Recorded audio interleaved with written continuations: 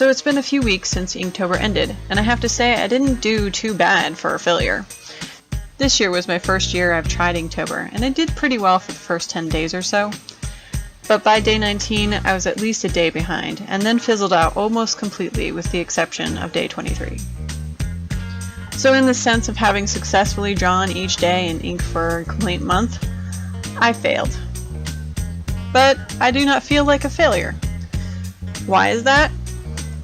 Well, it's because I tried to keep a realistic mindset about the whole thing. In the past, I've pressured myself about my artwork. I have dozens of projects I have started and never finished. I have even put myself down about creating artwork, telling myself that I'm not good enough, that it doesn't matter because I will never be good enough.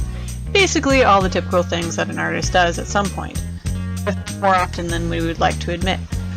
So this past year, I've been trying to change that mentality. When I decided to do Inktober, I decided to have realistic expectations of myself and not put unneeded pressure on myself if I could not get it done.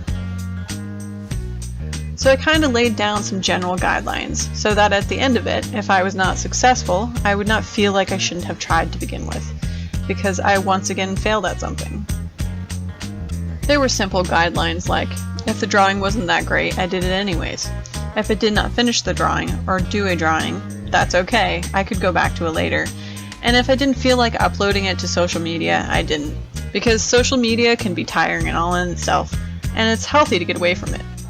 Now I know a lot of people will have a problem with my guidelines, because to them, that's not what Inktober is. And they may be right. But my Inktober is not about anyone else except myself. It's my art journey. And if other things are going on in my life I would prefer to give my attention to, or I'm just not feeling like drawing, then that's on me. And it doesn't mean I don't have potential to improve my skills, it just means life happens. I'm a pro at failing art projects that I start. I'm a pro at putting myself down for not finishing them, or putting myself down for not being as far along in my art as I would like to be. I'm also not a positive person. I'm extremely pessimistic and judgmental of myself and when it comes to artwork. So for me to be able to sit here and go, I tried, I failed, and that's okay. I still experienced it and learned some stuff about myself, so it wasn't a complete failure. That's a big deal. The fact is that everybody does their best with everything that goes on in life, and that's all you can do. I think it's fantastic the people who are able to finish it, especially people who are able to draw hyper-realistic, detailed work, but that's just not realistic for everyone, and that's okay. Inktober, or any art challenge, has to do with the individual doing and learning something about themselves, and a platform that's supposed to be fun. If you're not having fun doing it, then there's no reason to feel like a failure. It's a personal journey.